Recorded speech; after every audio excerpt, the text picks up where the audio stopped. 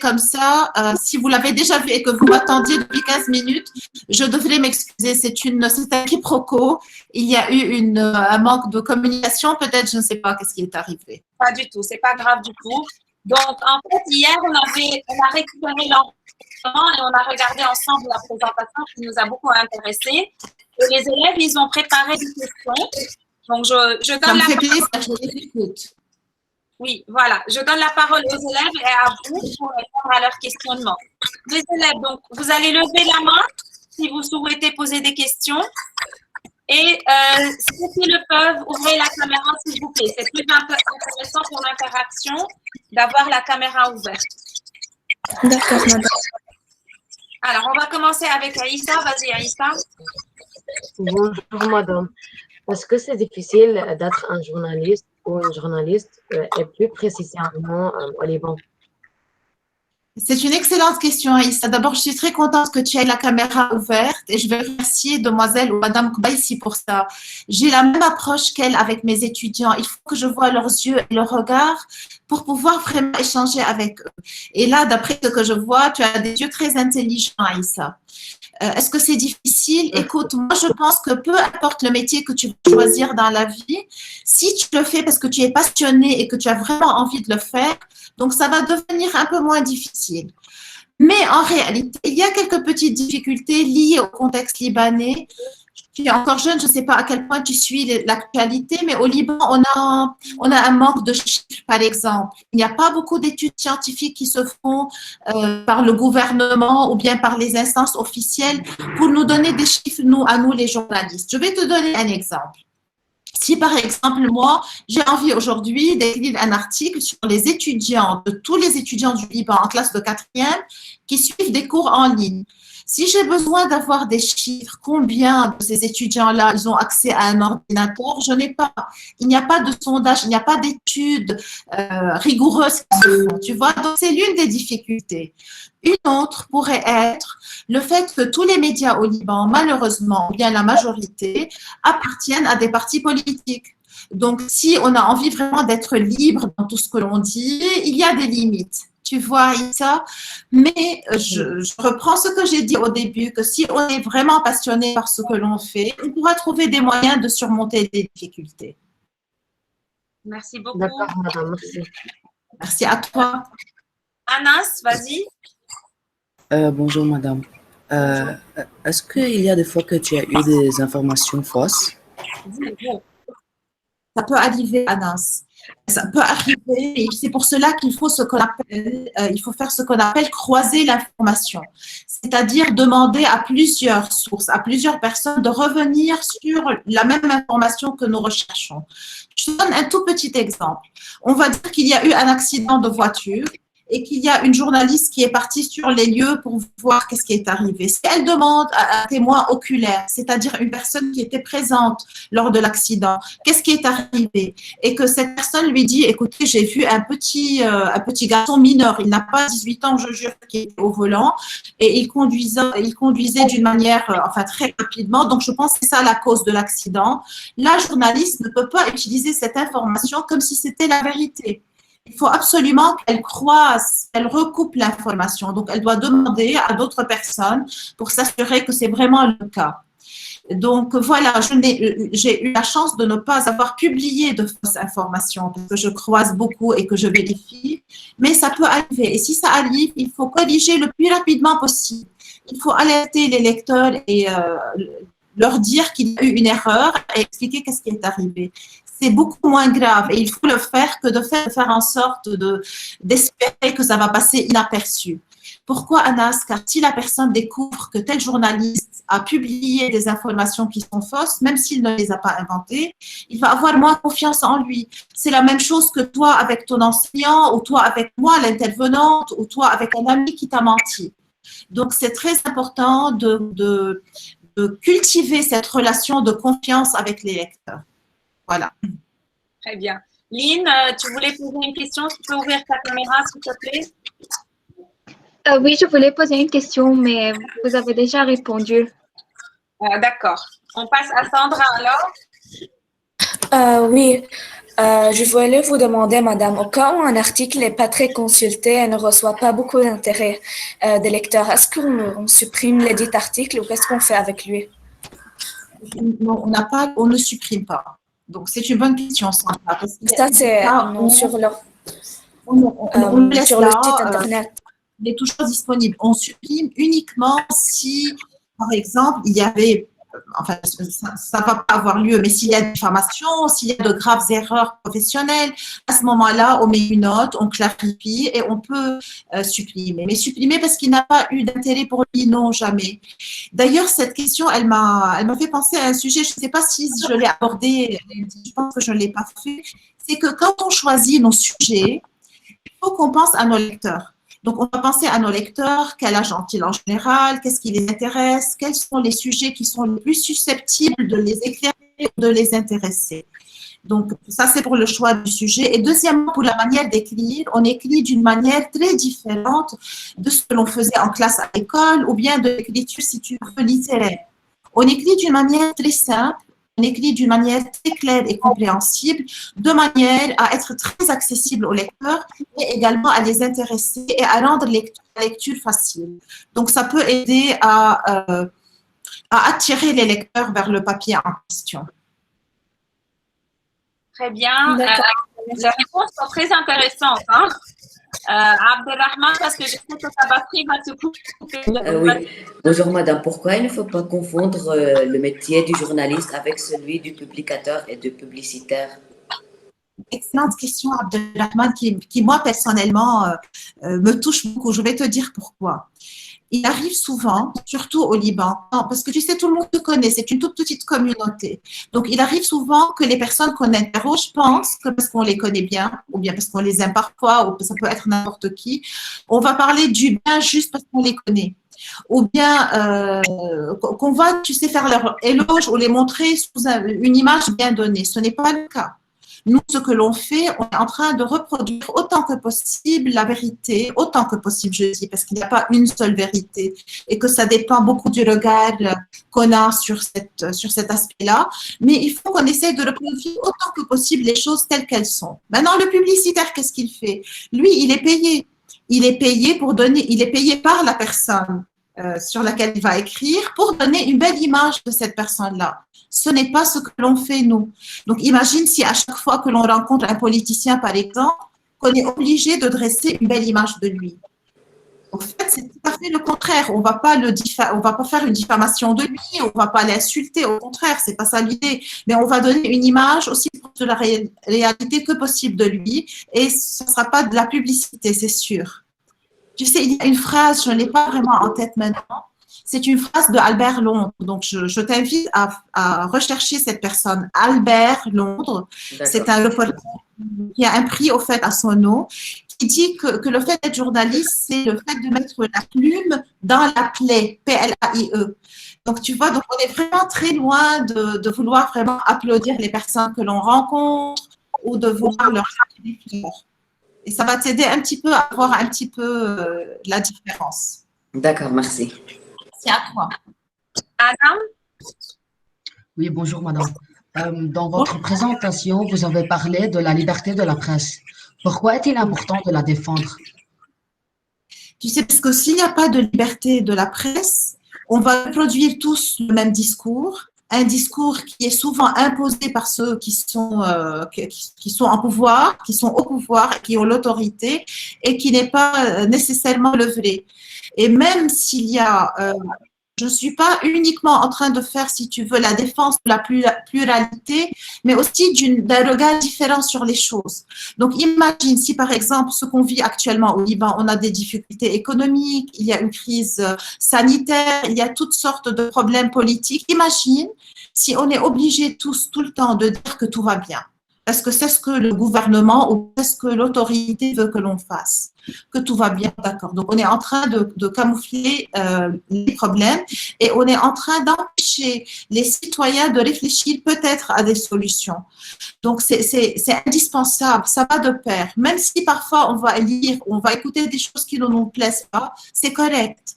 Et je pense que je connais pas très bien votre enseignante, mais d'après ce que je vois et d'après vos questions, je vois qu'il y a beaucoup d'échanges en classe. Donc, imagine-toi si votre prof vous impose des questions maintenant à me poser. Donc, si on vous fait taire, on vous impose une seule chose à dire.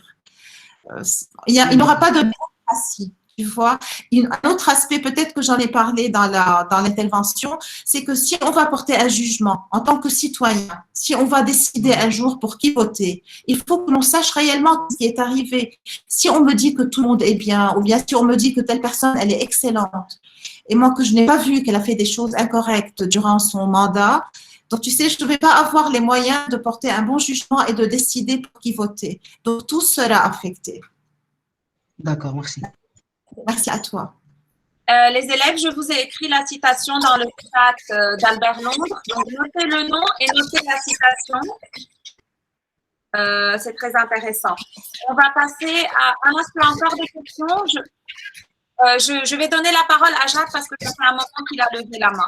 Vas-y, Jade. Bonjour, madame. Madame, j'ai une question.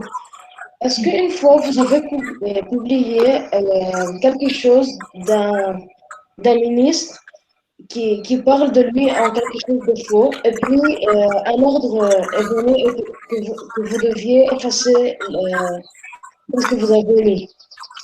Est-ce qu'une fois, vous êtes mis dans cette situation? Tu sais, j'ai perdu une partie de ce que tu disais à cause de l'Internet, mais j'ai compris ta question. D'accord, je vais il y a quelque chose… J'ai éteint la caméra, je vais répéter. Est-ce qu'une fois, vous avez mis quelque chose d'un ministre ou d'un principal qui nous parle de lui quelque chose de faux et qu'il ne voulait pas dire? Et quand il l'a vu, tout de suite, il a mis un ordre que tu dois l'effacer ou l'enlever. Est-ce qu'une fois, ça a passé avec vous et vous avez effacé ou non? Ok, il y a eu quelque chose d'un peu proche de ce que tu demandes, Jade. Ça ne fait pas longtemps, au fait. Ça fait peut-être 2 mois. Tu sais, la page que je gère dans l'Orient le jour, elle parle des universitaires. Donc, il y avait un papier qu'une de nos journalistes avait écrit et c'est moi qui suis la responsable. Donc, s'il y a n'importe quoi, c'est moi qui suis concernée. Donc, elle avait écrit un papier sur une thèse en architecture d'une jeune étudiante libanaise qui a gagné un prix. Donc, a priori, ça ne doit pas prêter à problème. Donc, c'est un sujet très simple, très positif même. Donc, elle a parlé de son projet-là qui concernait un hôtel à Beyrouth. Donc, je ne vais pas le nommer pour ne pas tomber dans le même piège que l'autre fois. Donc, elle n'a pas parlé du propriétaire de l'hôtel, elle a juste parlé de son projet qui était de donner une nouvelle vie à cet hôtel-là. Donc, c'était un bel article qui a eu beaucoup de lecteurs. Bref, le propriétaire, ça ne lui a pas plu. Il a demandé à son avocat d'envoyer une lettre à l'Orient le jour, nous demandant de publier ce qu'il a appelé lui un rectificatif, mais c'était sa vision à lui. Et ça ne touchait pas du tout au sujet de l'article. Donc, lui, il parlait politique parce qu'il avait un problème avec, je vais dire, l'autorité. Donc, c'était vraiment loin de tout ce qu'on avait écrit. Je dois t'avouer, Jade, qu'au début, j'étais vraiment toute bouleversée. Ça m'a énervée, je ne savais pas quoi faire. Donc, j'ai pris une grande respiration. Je me suis calmée et j'ai appelé la direction du journal pour leur expliquer qu'en fait, il s'agit d'un article sur une jeune étudiante libanaise qui n'a rien à voir avec la politique et que le monsieur s'est senti visé parce que c'est son hôtel, bien que tout est fictif, tu sais, dans les projets de thèse d'architecture, comme dans les projets que vous faites à l'université, à l'école, excuse-moi, c'est vraiment fictif, c'est imaginaire, les étudiants proposent des choses, mais ils ne vont pas les appliquer. Donc, lui a compris, mais il m'a dit, écoute, Roula, débrouille-toi.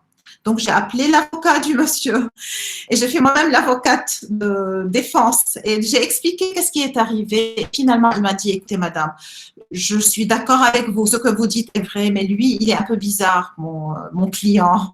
Donc, faites ce que vous voulez, je vous appuie, mais on va essayer de le calmer un petit peu. Je lui ai expliqué la situation pour qu'il transmette au monsieur ce qu'on a fait et j'ai publié, je n'ai rien enlevé de l'article, j'ai juste publié un tout petit mot, extrait de la longue lettre qu'il a envoyée, disant qu'au fait, il planifie de faire des rénovations, donc des choses qui n'ont rien à voir avec la politique. Voilà, donc c'est ça. Donc, il faut être diplomate aussi. Il faut être diplomate et si on est vraiment dans notre force, si on n'a pas fait de tort à qui que ce soit, si on a bien fait notre travail dans les règles de la déontologie, il ne faut pas qu'on recule. Il faut vraiment qu'on dise non, c'est que ça et je garde ça comme ça. Voilà. Est-ce que ça répond à ta question, Jade? Oui, madame, merci. Ouais, c'est super. Vraiment, quand on est transparent, honnête dans tout ce qu'on fait, on recule. Exactement comme vous avez dit. Alors, je donne la parole à Salia, puis qu'il dit Salia. Oui, Ouvrez les caméras, les élèves, ça m'excuse. bonjour. Si le journaliste n'est pas objectif, est-ce qu'il y aurait des conséquences? Il y a des conséquences parce que j'ai perdu aussi la connexion. Donc, tu me demandes, Saria, s'il n'est pas objectif, s'il y a des conséquences? Je demandais si le journaliste n'est pas objectif. Est-ce qu'il y aura des conséquences? Ok, je vais te dire. Malheureusement, au Liban, on n'a pas de code de déontologie que nous devons respecter tous. Ça dépend des médias et ça dépend de chaque personne, de chaque journaliste. Et déjà, Salia, si tu regardes, si tu suis les nouvelles ou bien si tu demandes à tes parents ou à tes enseignants, tu vas voir que très souvent, il y a des versions contradictoires dans différents médias. Donc, certainement, il y a un média qui ment ou bien qui détourne les choses, tu vois. Donc, oui, ça arrive qu'il ne le soit pas. Qu'est-ce qui arrive dans ce cas-là? Malheureusement, au Liban, tout continue comme si de rien n'était. Je ne vais pas te mentir, parce que c'est le cas. On regarde autour de nous, on écoute la télévision, tu peux changer de chaîne et tu vas voir qu'il y a des informations qui sont très différentes d'une l'une à l'autre. Ailleurs, oui, je pense que, comme je vous ai dit, en Europe, aux États-Unis, il y a des codes de déontologie qu'on doit suivre, mais même là, je suis très réaliste et je vous dis que même là-bas, parce qu'il y a de grandes, comment vous dire, il y a de grandes entreprises qui détiennent ces médias-là. Donc, ces médias sont la propriété de ces entreprises-là ou de ces hommes d'affaires.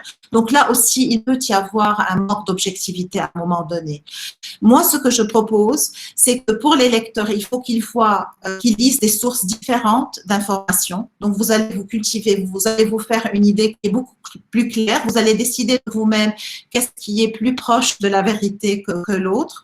Et une deuxième chose que l'on pourra faire, pour moi, en tant que journaliste, j'incite mes étudiants et mon équipe toujours, bien sûr, à faire la part des choses.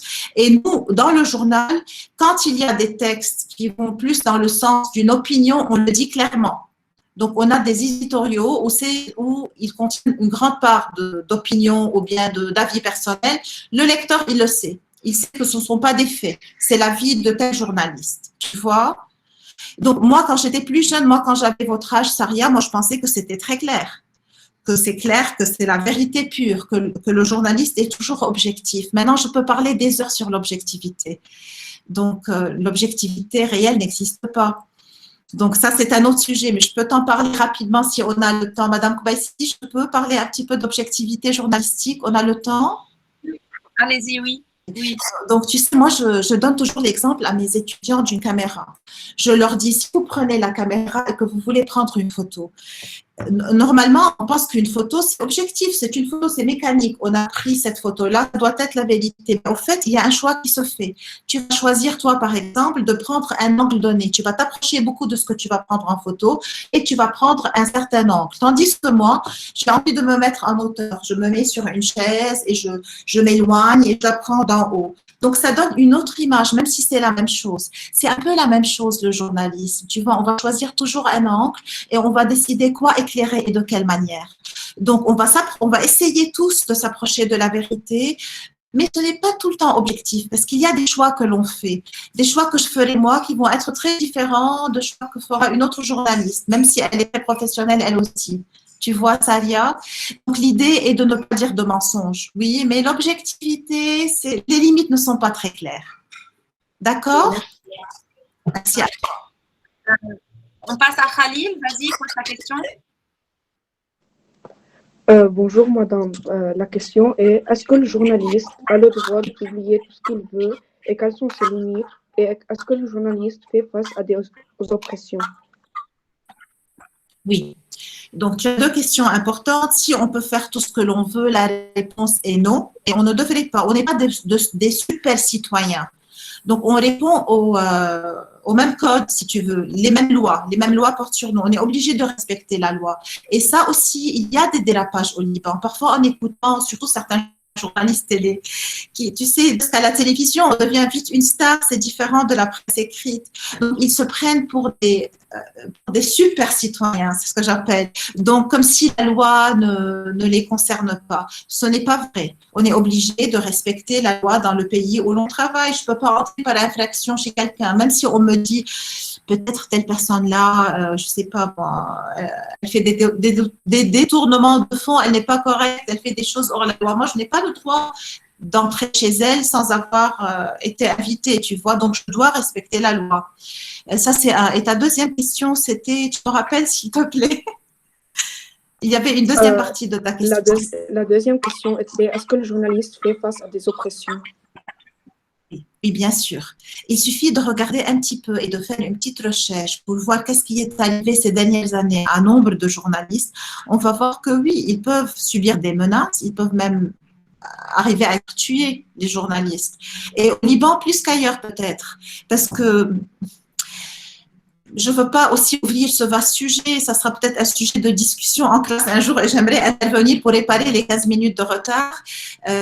On n'est pas vraiment dans un état de droit, donc ça aussi on pourra discuter de ça. Il y a des choses qui se font ici qui ne sont pas supposées se faire ailleurs. Donc oui, il y a des pressions et ça peut être dangereux parfois. Et, de toute façon, oui, Layal. Oui.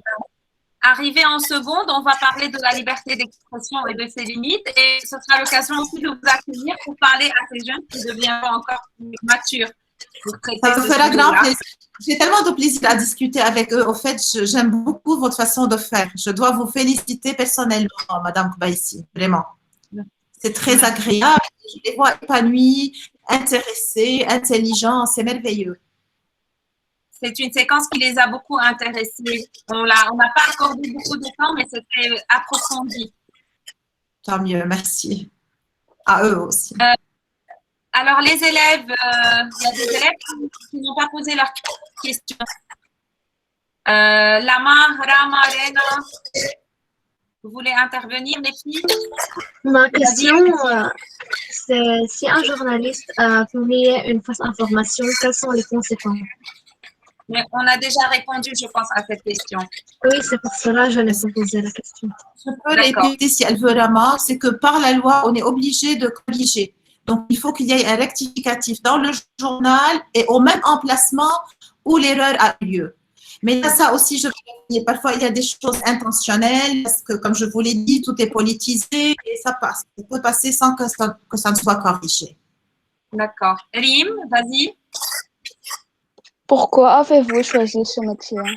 Et aviez-vous cette passion pour le journalisme depuis votre plus jeune âge? Tu es en train de lire dans mes pensées parce que je me disais que si j'ai le temps, j'ai envie de leur dire à ces jeunes que quand j'étais en classe de 4e, je voulais devenir médecin. Et qu'à l'âge de 18 ans, j'ai présenté un concours à l'EUB et je suis entrée en biologie.